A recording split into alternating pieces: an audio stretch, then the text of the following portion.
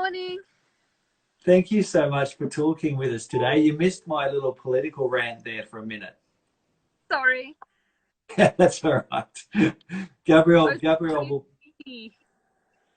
sorry? I was just making myself a cup of tea and getting organized. Lovely, lovely.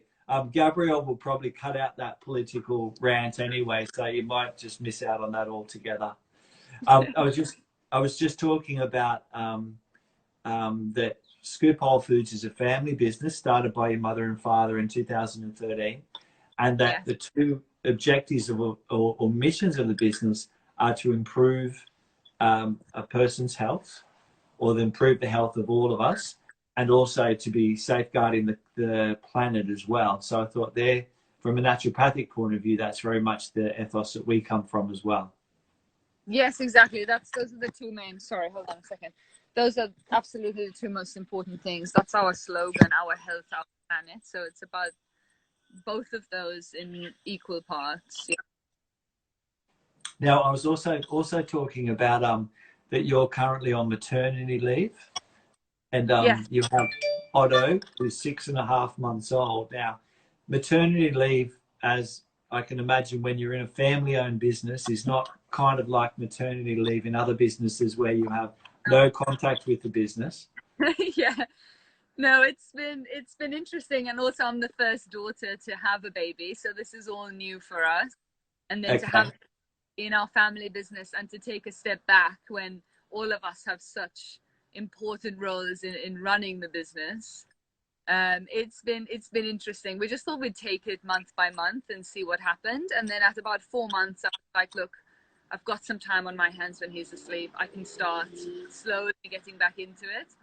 But Yes. it's interesting because that changed only a week or so ago when he started crawling, and then a few days ago when he started standing. And so now my attention is constantly like, where is he going? What's he doing? Is he going to fall over and knock his head? So I don't have as much time to sit there on the computer and be able to focus. So now it's just going to keep changing. It's difficult with daycare because that's obviously not an option at the moment. So Yeah. have to make it work and do what we can do. Luckily, my husband's home, so when he has a minute, he can look after him for a bit, and I can check on some emails and yeah, get up to speed on a few things. But yeah, it's been interesting and challenging, but it's good to set the pace. I've got two sisters both looking to have kids soon as well, so Yes. we have to figure it all out with me and Otto and Ollie. But yeah, we've got there. Fantastic and interesting and challenging. I like that. That's not a bad summation of the world at the moment, isn't it? Yeah, it's.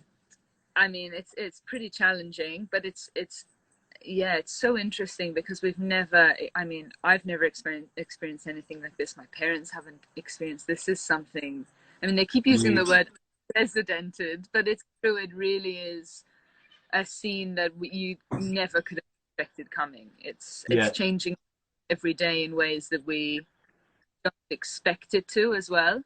Yes. Yes. And I think probably now more than ever, I think, we always say that our health is our most important asset, and I think times like these really bring that even more to the fore. Now, the great news I was saying before, if people listening haven't been into a Scoop store, to make sure they get in and check it out. I particularly love the carob coated banana. Oh, carob Right. coated. Carob coated anything. Yeah. Or even we have this carob bark. Have you tried the bark? It's just pure luxurious carob made with like avocado oil and a bit of cacao butter. It's so good. Well, Gabrielle's saying in the background here that she has, so I might have to call past Scoop on the way home actually. And that's the other great news at the moment is that you guys are actually still open, still trading. We're How Yeah, sorry, what were you gonna say? what sort of changes have you implemented or had to implement in store for how you're serving customers and looking after your staff? Yeah. It's been a challenge every single day to kind of make sure that we meet the standards that we need to meet to make sure that our staff are safe, our customers are safe. But the most important thing that we keep saying to ourselves every day, we're all chatting, going, can't believe we're so lucky in the situation to be open.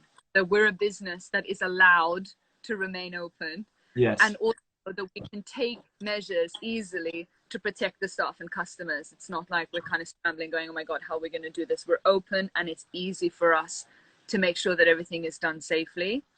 The staff have been amazing. I think they're just so happy, like us, that we actually are allowed to stay open, that they get to keep their jobs, that we're still functioning and operating. And they're so grateful for that. They're taking on the challenge every day.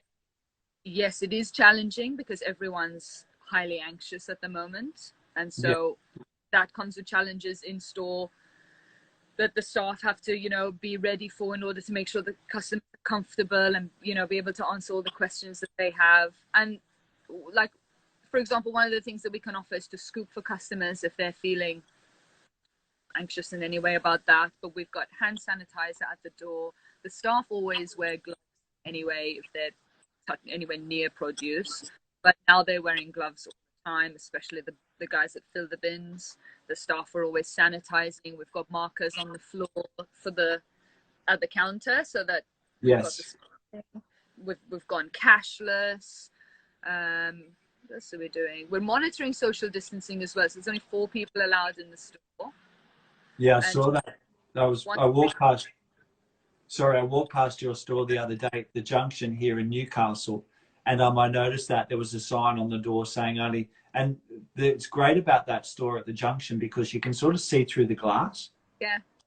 So you can sort of, you know, there's a sign saying there's only so many people allowed in the store, and there were a couple of people waiting outside, but they were quite well spaced as well. So everyone's really adapting to this social distancing very well.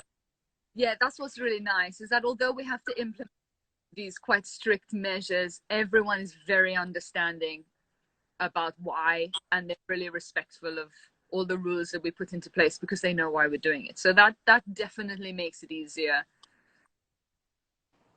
So yeah, we've got making sure that there's only, you know, that specific amount of people so that we're monitoring that social distancing. Like you said, customers are waiting outside with a distance between them as well. Yeah. Yeah. So And Daisy, for example, that's another thing. Scoops are sanitized on rotation throughout the day. Just even though people are sanitizing before they use them, we're sanitizing afterwards as well, just to keep really on top of that, you know. Yeah, fantastic. So people can feel really safe to get in there and still buy your produce. Now, tell me, what would be one of your most popular items that you'd sell a lot of? Oh my God. I mean, dried mango is insane here in Australia. In our stores in Singapore and the UK, dried mango is still popular, but here it is mental. And recently I found out why. I've really got a sweet tooth after having the baby. And I used to pick on some dried fruits here and there. I love the pineapple particularly, but the mango is now a staple in our house. It's just like a lolly, but completely healthy. There's nothing added to it. It's pure mango. What else do people love? Veggie chips are really popular. Snacks. I mean, rolled oats and brown rice just out the door like tomorrow's never coming. Yeah, it's crazy. Yeah. Well, you've given me a couple of extra things to add to my list when I go past Scoop on the way home. So I'll definitely be trying some of that mango for sure. Now, we're just about ready for the Fast Five. Yeah. The famous Fast Five question. So are you right ready to go? Yeah, sure. Great. Go. All righty. Now, favorite exercise? Yoga and Zumba. Beautiful. Favorite vegetable? Favorite vegetable has to be beetroot. I've got like a few reasons why, but like it's so versatile, and like beetroot kvass is just a staple that I can't live without, for example. So I think I'm gonna have to say beetroot because I love beetroot. It. Favorite. With these answers, am I meant to be really snappy? You can be as snappy as you like. We're all taking a much more relaxed pace to life these days, so they can be the medium fast five or the slow fast five. Doesn't matter. Favorite splurge. Oh, favorite splurge. I mean, I think the thing I spend most of my money on, this might sound is health foods. I just love food. So most of our budget when we're budgeting is like, oh my God, everything, because that's just something I love to indulge in. If I'm feeling a certain way, I'm like, oh, let me look for a health food or a supplement or something that, or a tea that can support, even more healthy living. So yeah, food is definitely where our budget goes. And what would be your favorite health supplement? At the moment, I mean, I'll give you a reason why. Is because I've just had a baby, and so my hair is starting to fall out a little bit. And because of the situation with, the virus that's going around, one of the things that I'm really loving is Bare Blends do a collagen with vitamin C. It's like a powder. Yeah. Yes. And the collagen is obviously good for many things, but it's really good for healthy hair, skin, and nails. And then the vitamin C is helping boost my immunity. So at the moment, that's probably my favorite. That's great. Great combination, actually, too. Yeah. And one thing that you can't live without. One thing I can't live without, and I think I realize this most when I go overseas, for example. Whenever we go on holiday, we just go, oh my God, I can't believe how connected we have become to plastic-free shopping. I know this is all seeming very health foodie, scoopy, but we always just think, oh my God, we're buying pasta in a plastic bag and rice. And, every time we go shopping, we're so conscious when we're not at home and in our natural environment about the volume of plastic that we're going through.